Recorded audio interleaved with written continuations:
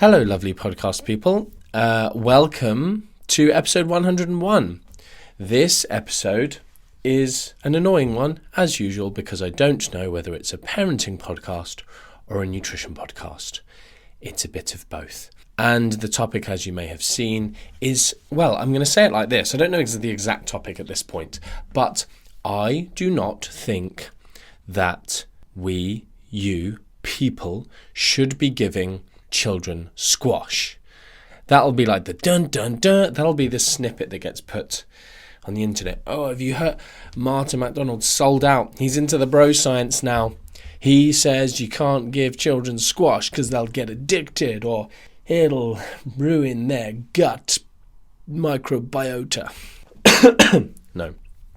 I'm going to talk about this, and actually there's loads of stuff I'm not going to talk about because with all your listener questions, I know you've got so many around artificial sweeteners, and I'll get to answering all of those things. So I'm not going to touch on those too much at the minute.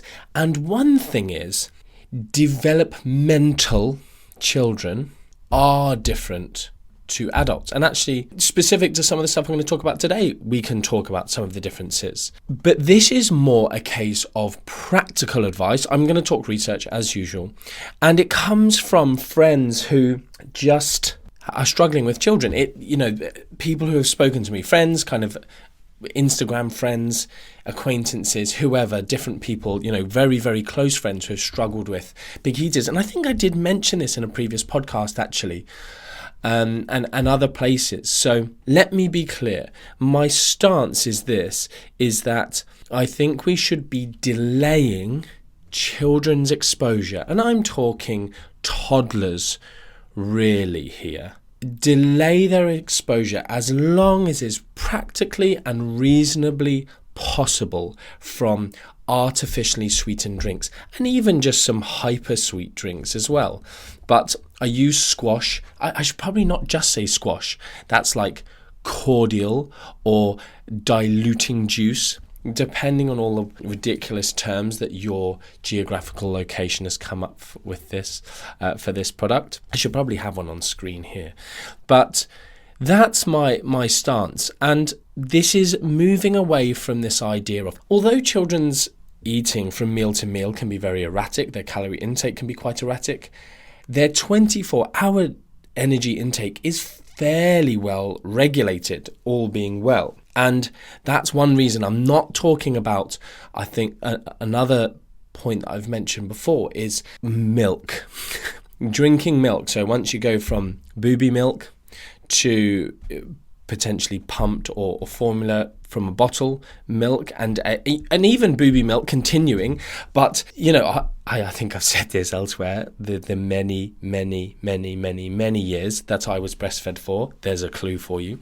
But giving too much milk essentially just quenches appetite as well as thirst, but then, my child won't eat this food or that food, and it's just because they're full up of milk, because it has lots of great calories. Likewise, it's quite sweet tasting, which a lot of people, the body gives babies milk and it's super high fat. Like, it has got some fat in it, fantastic, but it's also got lots of lovely sugar in it. So I'm not talking about that. I'm talking about a different way that we can potentially create fussier eaters and maybe even change their preferences for certain foods and food types.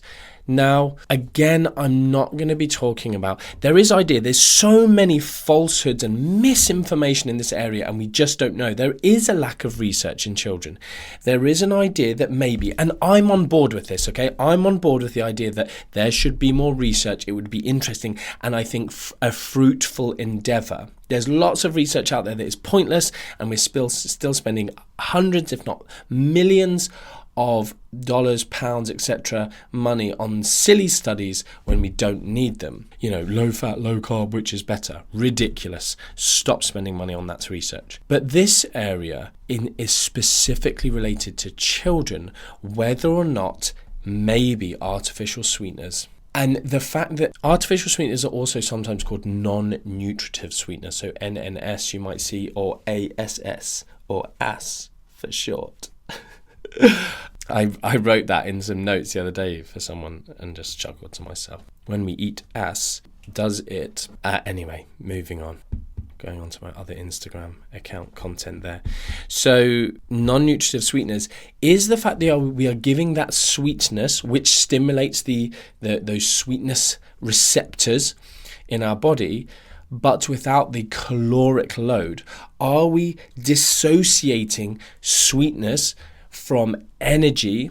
And in doing so, are we creating this like a disruption between calories and sweetness? And we have these sweet tastes in the mouth, but also throughout the gut as well. So is that then stopping us from appropriate signaling with appetite, food preference, food intake, these kind of things? So that's an interesting discussion that we should continue, but we just don't know currently. So people who tell you we do, they are lying. But yes, going back to this topic, the thing I'll say up front is, in children that are super young, toddlers, they don't know. Again, even with regards to very energy dense, highly ultra processed foods, junk food, they don't know these things exist. So we don't need to just keep offering them. They don't know they exist. We can just feed them stuff. We have good control. Once they get older, unfortunately, we have to be pragmatic in our approach. We don't want to be these kind of religious nutrition zealots where you can't eat this, and then, the same way religious zealots go, you can't do this, you can't do that, and then their children go off to university and turn into absolute alcoholics and sluts. I can't believe I've said that. Don't, just chill out, okay? It's a joke. Not all of them, just a lot of them, not even alcoholics, just drinking loads because they're out of mum and dad's sight, because they've not been allowed to do anything because of these extreme controls. It's not just religious, it's also just old-fashioned people. So, where was I? We need to be pragmatic. You don't have this, and then it just doesn't create good relationships with food. But whilst they are just these like little hedonic animals running around, we have an element of almost complete control of their food environment and their exposure. So we don't need to be giving them. And again, there's this sweetness, sweet taste, we have this inherent, we are inborn tendency and like towards sweet taste. And when we taste that sweetness, it activates these kind of brain centers that are reward centers in the brain, that are the same centers which drugs hijack. And these things are very good for us. We want to seek out that sweet taste. Different theories, I'm not sure how evidence-based, but it's like, we seek out this sweet taste, food's high in vitamin C, blah, blah, blah. I'm not so sure about that. But certainly from a seeking out calories and energy that will sustain life is an important part of mammals. So, drugs can hijack that. They then screw up some of the feedback loops, which are terrible. You get idiots like Mark Hyman saying, two things. One, artificial sweeteners, they're 200 times, 600 times, 1,000 times, 10,000 times sweeter than sugar. That's true. But for that reason, we give thousands of times less amount of these things to just mimic sugar.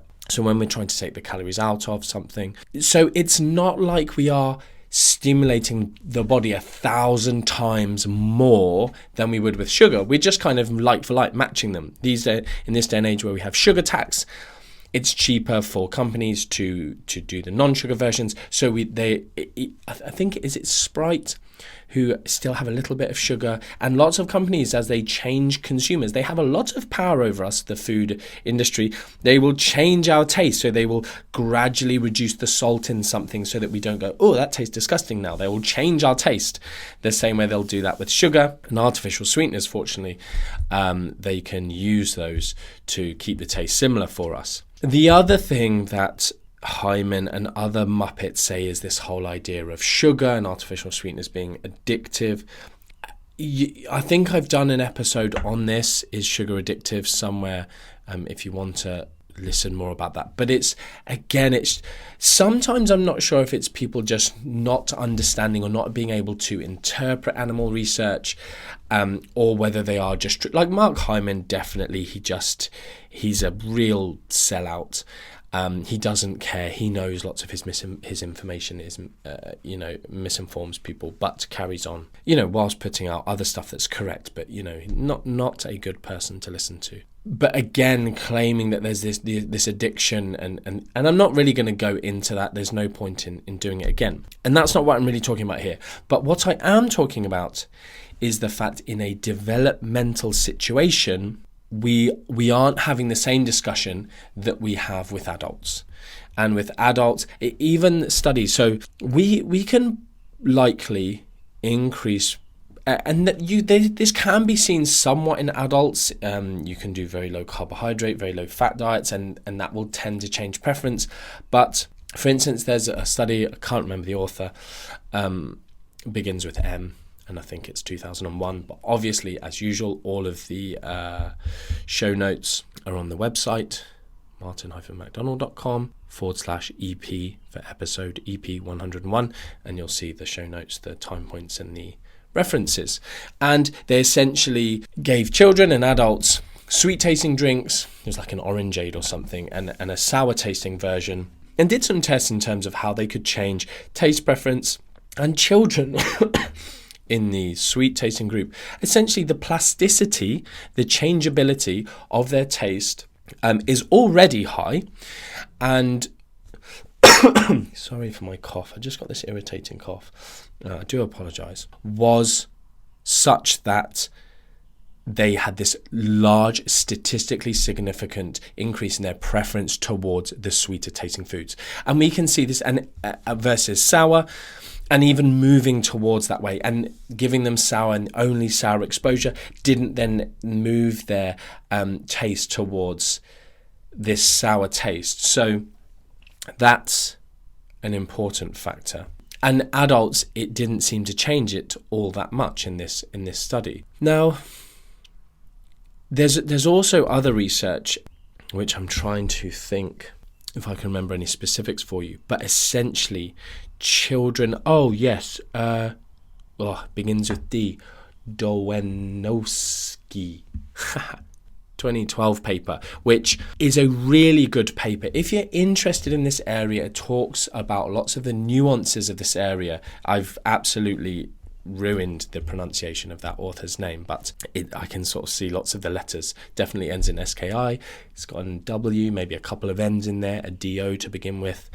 Anyway, but I will link that paper. It's really cool with regards to the nuance of this, and talks about essentially the fact that we still don't know really well, but we do know that children fed lots of sweet foods will increase their liking for these foods over time, and foods high in sugar. So this is where we're coming back to this topic that I'm talking about of squash.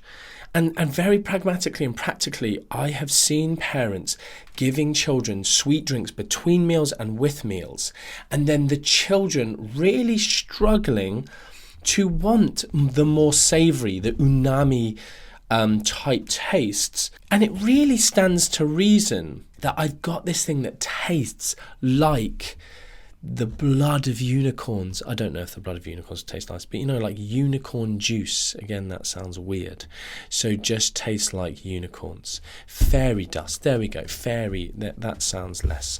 Fairy dust tastes like heaven. There is no heaven. It tastes like something nice. I'm going off on one. I've just started. I was going to say tastes like cocaine for children, but there's a study which Mark Hyman references again, like artificial sweeteners show more addictive nature than cocaine, because we did this study in rats. Again, humans aren't rats. The interpretation of those studies is so poor. It's annoying, but it just makes headlines. Anyway, giving a child these things between meals and then saying, look, sit down and eat this whatever, pasta, rice, carrots, chicken, just all these things that aren't these hugely sweet, nice, instantly rewarding tastes, can create a struggle for parents. So while you can, keeping squash and super sweet drinks out of the diet is just a water first approach, if you will. It is difficult. I know if you've already gone down that road. I never want my podcast or my content to make anyone feel any guilt or shame or things like that. Unless you're Mark Hyman, then please feel guilty and shameful. But Tim Spector, that's you as well. But you can move towards a better place. Like, all is not lost. It's just going to be a bit of like short-term effort, short-term pain for long-term gain. But if you're in a situation, if you're someone who listens to my stuff and is like, oh, one day I might be a parent, so I'm picking up on this stuff now, you're in the best situation. So the other thing I want to say with this, so a water-first approach, again, even in terms of tasting of foods, I've talked about some little bits in places, but just when your kids are really hungry, we do starters. I do starters. And I will give them oh, Daddy, really hungry. Like, okay, cool. Do you want just a snack first? Yes, cool. The snack is the vegetables that they're going to have with their main meal. So, and that brings me on I've got this kind of increase in like, okay, there's hunger, they're going to eat those things, they're not going to shovel down the chips that I've made them, and then be less likely to have their olives or their carrots or their broccoli or whatever that I'm giving them with that meal. So I've got that in my favour. The other thing is, children are very, very led by familiarity and sweetness. So familiarity is a big driver with regards to food preference in children. And I actually did look for a study that I was thinking of just before I started recording. I couldn't find it, but I'll try and find it. But either way, kind of, it's well accepted. I can find your reference on the familiarity stuff. But you can use these two things in conjunction very well: sweetness and familiarity, the plasticity of their taste and the exposure method. So essentially what we're doing is combining foods that they like the taste of. And when kids get a little bit older, you don't want to be giving salt to little children, babies and very small toddlers, but a teeny bit of salt as they're, mine are now 6 and 8, whatever. A little bit of salt on broccoli or cabbage or whatever makes it taste loads better. A little bit of butter, a little bit of barbecue sauce that they tend to have maybe with their chicken or their chips or something like that, can make those more bland foods taste much nicer. Now, I should probably do some stuff on baby-led weaning at some point, or even do a guest expert podcast on someone who's really good at the baby-led weaning. The whole, messy play with food, feeling food, smashing in their face, but really getting to know food can be really helpful, again, with regards to textures and familiarity. But even with older kids, if you haven't managed to do that, it then becomes this situation of, oh, okay, broccoli, I'm used to that, I'm used to seeing that, and then there's less barbecue sauce about, or all these different things. It just becomes a much more familiar experience for them, seeing those foods, eating those foods, they understand those foods. So you can use those two things. I will also say there's this